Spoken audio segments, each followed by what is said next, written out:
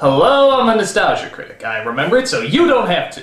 Before I start this review, let me tell you a little story about a guy named Mako. And why you don't want to mess with him. Mako apparently was a very popular sort of underground voice celebrity. He did voices for Avatar: The Last Airbender, which I never heard of, Samurai Jack, which I never saw, and played Akira the Wizard in Conan, which I barely remember. So as you can tell, I barely know who this guy is. But apparently a lot of you do, and were not very happy when I made fun of his voice in the TMNT movie. I remember it like it was yesterday. Okay, maybe I don't remember it like it was yesterday, but I have a clip. This home has become like an empty shell. Each of your brothers has Oh god, what did they do to Splinter's voice? It sounds like Mr. Miyagi if he smoked a million Marlboros. Marlboros. Well, apparently a lot of you took this the wrong way, thinking that I was making fun of the actor himself, sending me emails like, "You don't mess with Mako, motherfucker. Leave Mako alone, he is the man. And you should crucify your privates for making fun of Mako." Well, there goes a 1-year anniversary surprise. The fact is, I don't hate Mako, I don't know Mako. I know nothing about Mako. I just thought the voice was a little different compared to the other Splinters I've heard before. I mean, jeez, you act like the guy died or something. God damn it! Okay, so just to recap, I don't hate Mako, I don't know Mako, so logically I can't hate someone I don't know. Especially when he's dead, that makes it very difficult. So, no disrespect, I apologize, let's move on. Boy, how the hell am I gonna segue out of that? Oh, wait a minute. Mako was in Conan. Conan starred Arnold Schwarzenegger. Arnold Schwarzenegger was in a horrible Conan ripoff, which was known as Red Sonja. Just when you thought barbarian role-playing was restricted to the bedroom, Red Sonja dares to show us that half-naked people in loincloths is not only fashionable, but highly cost-effective. A shame it doesn't have a well-developed story to go along with it. This is another one of those classic bad movies that everyone seems to talk about. But why? Is it really so bad that it even deserves mentioning? Well, grab a potion of pretentiousness and let's find out. So it starts out with a young Sonja being played by Bridget Nielsen, as we see her lying unconscious with her house on fire. But then she wakes up to find a mystical, unfinished special effect who tells her about her woes. Sonja. You are suffering, Sonja. Fairy godmother? But vengeance shall be yours. Whoa! A fairy godmother who kicks ass! Vengeance on Queen Gedrin, who wanted you for herself. Your disgust was clear, and so it was that Gedrin ordered your family murdered, your body violated by her soldiers. Am I the only one that finds it weird that a woman is explaining what happened to the person that it just happened to? I mean, she just went through all this. Why did she have to be reminded? Queen Gedrin wanted you for herself. Yeah, I know. This all happened like a minute ago. Your disgust was clear. Yeah, I know all of this. Gedrin ordered your family murdered. Still kind of a painful memory, really. Your body violated by her soldiers. Oh, thanks for bringing that up. But in your quest for justice and vengeance, you will need great strength. Well, I'm certainly not gonna get it from this pep talk! So, I'm not kidding, the mystical fairy waves her magic wand so that Sonja can possess a great amount of strength. And maybe, just maybe, turn into a real boy. So if you're like me, you're probably wondering, who the hell was this spirit? Where did she come from? Why did she want to help Sonja out so bad? Like most bad movies, they decide not to tell us. So really, you could put anything there and it would make just about as much sense. You could put Ronald McDonald in that position and be just as logically satisfying. Try once more, just for me. And me? Babble me. So we cut to years in the future as we see the ancient order of silly hats is planning to do away with an evil power that mankind cannot control. Where is the Lord of Lacernia? He has not come, Highness. He should be here for the destruction of the talisman, but we cannot delay. We will proceed without him. And take those ridiculous things off! So we see the priestesses as they plan to get rid of the evil talisman, which seems to be shaped like a radioactive booger. But Castle Anthrax is under attack as the evil Queen Gedrin surrounds the castle with her soldiers. O God of gods, it has become too powerful for us. And we must destroy it before it destroys the world. I'm sure absolutely nothing will stop this ceremony, so let me just proceed as slowly as possible, showing how confident I am that we are about to destroy this evil power. In fact, I feel like it's gone already. Remember that evil power? That was so long ago. Shit cakes!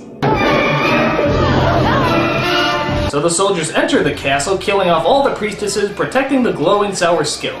But Gedrun wants to be sure she has the right mystical power of doom, so she tests it out. Touch it.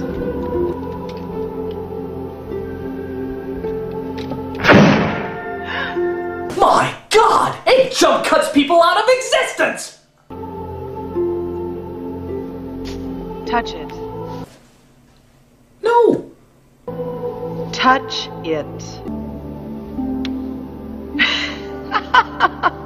So it is true. Only women may touch it. Take it out. You know, I'm very uncomfortable with these choices of words. Only women may touch it, take it out, she wants her for herself. If I just heard the audio to this, I'd swear I was listening to a medieval porno. By the way, does this guy in the picket fence hat look familiar to you? That's right! It's the Gestapo guy from Raiders of the Lost Ark. And yes, he always has that face. I'm beginning to think he was just born with it. Sliminess like that can't be created.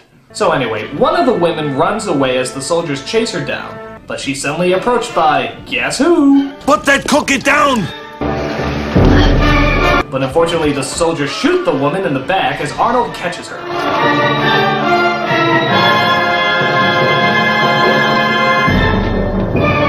Okay, you can tone down the music, guys. He's just carrying her. It's not very exciting. Oh, well, you can bring the music back now. It's a fight scene. Hello? Never mind. Let's just see what She-Run has to say. Must destroy the talisman. We must find my sister. Take me. I know where she is. Please. Sorry, I totally blanked. What was that?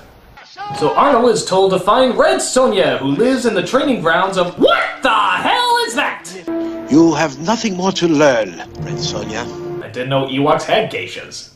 I shall be your Gandalf for the evening. You must learn to like men a little better. Come on, how can she take him seriously without snickering? But in life, all is not swordplay. Yeah. Hatred of men in a lovely young woman. Okay. It could be your downfall. Alright, keep going. That would have been music to my ears 30 years ago. Sorry, keep going. Look at his wingspan. He's making Queen Amidala's clothes look subtle. I know. So Master Overkill tells Sonja that she can take one weapon as a gift for being such a good student. And it turns out one sword seems to be calling her name. Literally. Sonja. Sonja.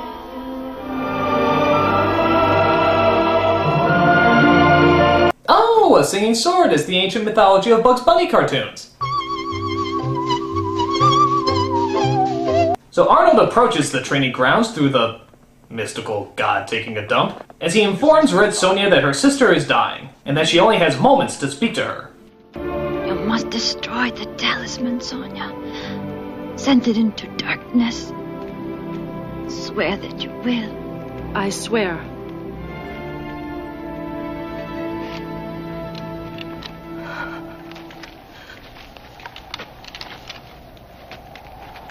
She's dead. Thank you, Captain Obvious. If I get hit by an arrow, you'll be sure to tell me, right? So Sonja decides to set out and destroy the evil talisman, which apparently is very easy to locate. Someone is using the talisman. No, I think Wile E. Coyote's storm machine just backfired again. Arnold tries to come along with Sonja, but she declares that she needs no man to help her out. It's no business of yours, and neither am I. You may be wrong on both counts. I know you're a brave girl, but danger is my trade. Then I'll learn it by myself. Oh God, watching these people try to act is like trying to watch a mute person trying to teach another mute person how to talk. We then come across a young prince, who you may also recognize from another movie. I refuse to surrender. One, two, dudes! That's right, it's the star of Surf Ninjas! Wow, I'm really amazed at how unamazing these cameos are. Quickly, come to me! Too slippery! Do you want me to fall in that boiling mud? Don't worry, just take the advice that you gave in your other movie. Remember, bend your knees, use your arms! So it turns out the prince is a spoiled brat of a destroyed kingdom, who's always followed by his helper named Falcon. What's the prince's name, you may ask? His Royal Highness, the Prince Tarn. Prince Tard? That's not very PC, is it? Sonja questions the prince to find out who destroyed his kingdom. What happened? What happened? Queen Gedren attacked us. What happened? Gedren. Queen Gedren. I'm acting. So she continues on her quest as the prince decides to tag along. She comes across a group of warriors who get pretty upset when their leader doesn't let her pass and she stabs him in the chest. That's usually not a good icebreaker.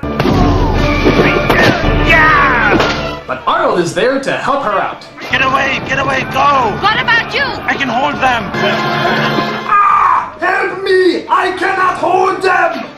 Meanwhile, we cut to the evil fortress of Queen Gedren, where we see her get ready to set up the talisman and use its awesome power for the forces of evil. Like candles? Much? Enemies are approaching the Outer Empire. Okay. Walking. Still walking. Entering a room rented out from Castle Grayskull. Wow, I'm so glad they showed us the long walk to the throne. Otherwise, I never would have figured out how the hell she got there. I just assumed it was magic. So she calls upon her sorcerer, who I swear is Wizzo from the Bozo Show, who asks him to show her the enemies that are coming her way.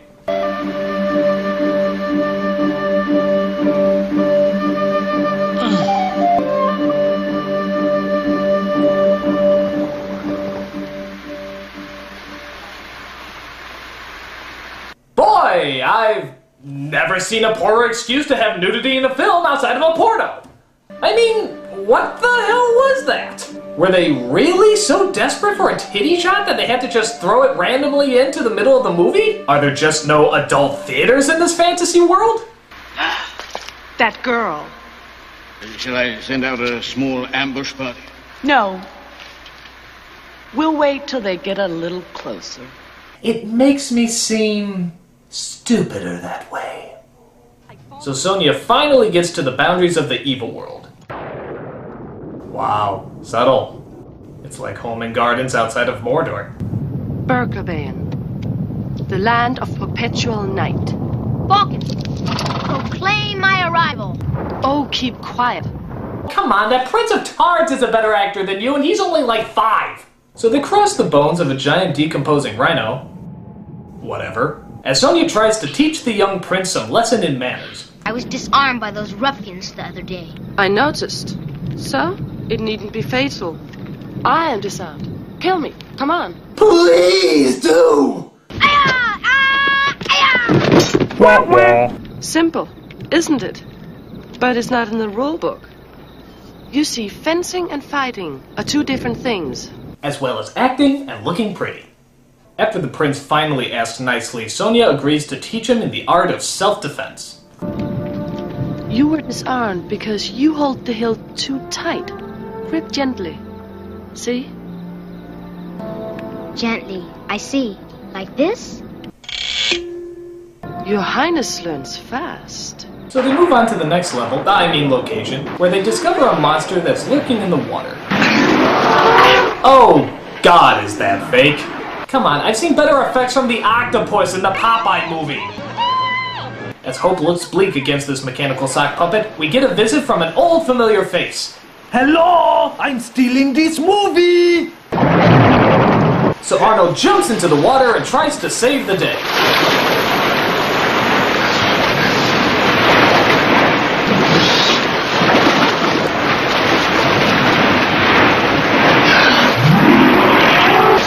Okay, I think we spent way too much time watching Arnold ride this thing.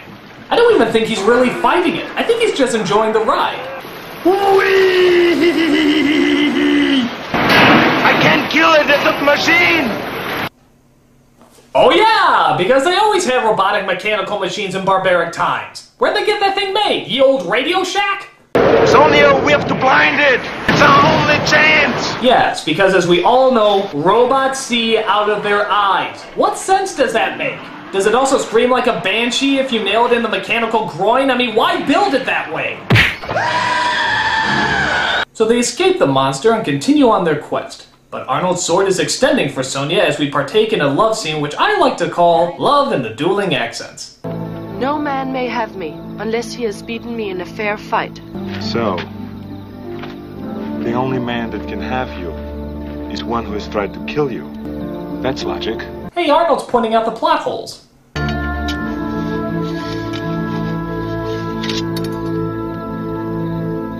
Don't be a fool. I don't want to kill you. Besides, my heart will always belong to Flava Flav. So they fight, I guess, as most couples do, as the little prince observes the commotion. What the hell did I miss?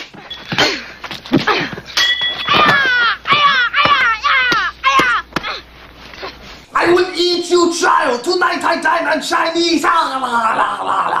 Yeah, apparently Arnold is so strong he needs a string to hold the child up. Either that or he's just been a puppet the whole time. Either one wouldn't surprise me.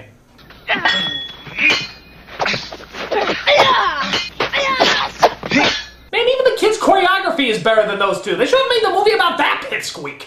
So they both tire out, lay next to a tree, and... Gedron's army. What? What happened? Did they just give up? Who won? Did they make whoopee afterwards? I mean, are they a couple now? Do they still hate each other? Okay, screw it. So they get to the evil fortress where apparently the evil talisman is held. It's only a model. They quickly have to decide who will stand guard outside in case any of them are spotted. Who stand guard this doorway? The post of danger. Falcon? Me? Here? I don't know what's coming out that door. No, I'm going up. I'll take my chances in there. And I have to go in.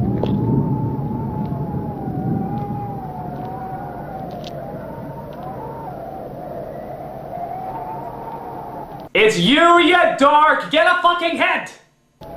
I'll stay. Oh, would you? By the way, is it me, or does that giant circular door look vaguely familiar? Inside, the Queen and her evil lackey discuss why and how they seem to have suddenly lost control of the talisman. Oh, God, Majesty, what you want? The world icon! Today we took another piece of it, the city of Tacto! There will be no world. There will be no world. There will be no world. There will be no world. I just got it. So our heroes are sneaking around trying to find a way in when suddenly...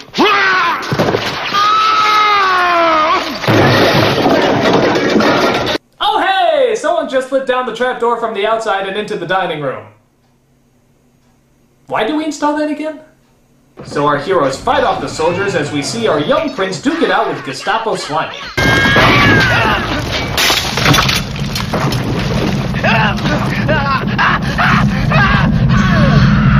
Look out! He's gonna be crushed by the Looney Tunes logo! That's all, boo. So Sonja finally reaches the queen as... Gedron! Where are you? What the hell was that? Where are you? Where are you? Where are you? Are you over there? Or over there? Where are you? So the prince and Sonja meet up with the queen as Sonja tells the prince to run for cover. Prince! Get Calidor and Falcon! Aha! There's the way behind the throne! Oh, wait, don't do that. Make him come back. I don't want to actually have to chase him. You slaughtered my parents! Like cattle! My brother! My sister! My uncle, my grandpa, my goldfish, my chia pet, my goddamn chia pet! But it turns out the queen has magic on her side. Haha! I slipped the editor an extra 50. Now I can jump cut wherever I want.